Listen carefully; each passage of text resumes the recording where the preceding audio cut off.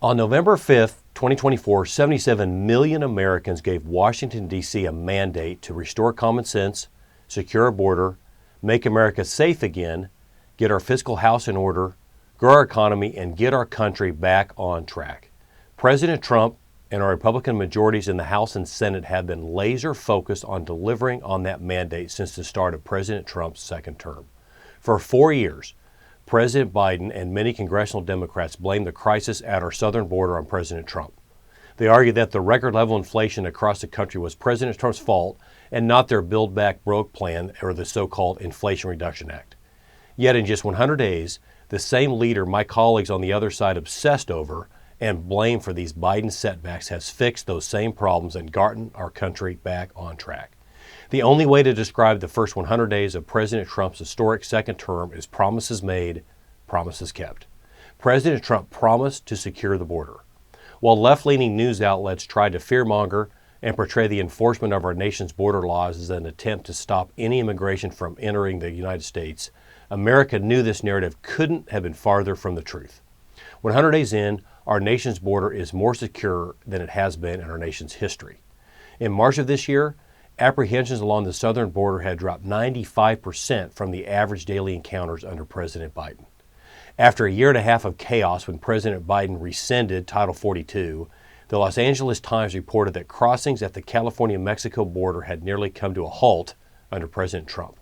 Along our northern border, Customs and Border Patrol agents apprehended 54 migrants this past March, down 95% from March of 2024. House Republicans and President Trump did what many Democrats were afraid to do, actually enforce a law and pass laws like the Lake and Riley Act that make it clear there's no place for violent criminals illegally in the United States of America. While President Trump and his administration have worked tirelessly to remove these criminals from our country, it's been a completely different story on the left. Some of my Democrat colleagues spent Easter recess begging for an alleged MS-13 member to return to the United States. Meanwhile, those same Democrats were silent when the Biden administration abandoned Americans in Afghanistan after their botched withdrawal. The contrast in priorities for Democrats and Republicans could not be more clear. It turns out the only thing we needed for the past 4 years was a president who doesn't run from common sense and isn't afraid to actually enforce the law. Promises made, promises kept. President Trump promised to revive the American dream and usher in the golden age of America. Over the last 100 days, he and his administration announced more than $5 trillion in new foreign and domestic investments, including in my home state of Kansas.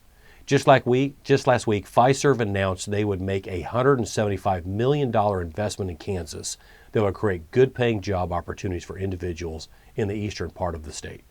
The Consumer Price Index continues to show that inflation is cooling and prices are falling.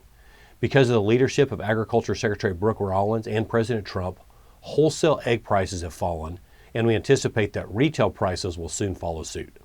Americans are feeling far less pain at the pump because we have leadership in our nation's capital that prioritizes an all-of-the-above energy strategy instead of Green New Deal policies that pick winners and losers.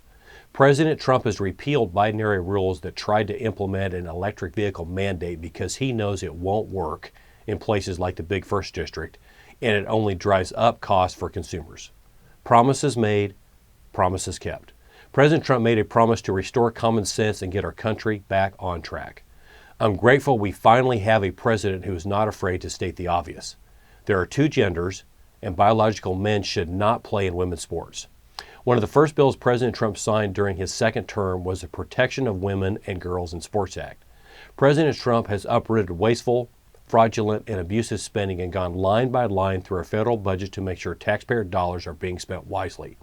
While the Democrat leader spent all day Sunday advocating for American families to have the largest tax hike in history, President Trump has spent the last 100 days working tirelessly with congressional Republicans to extend his 2017 tax cuts.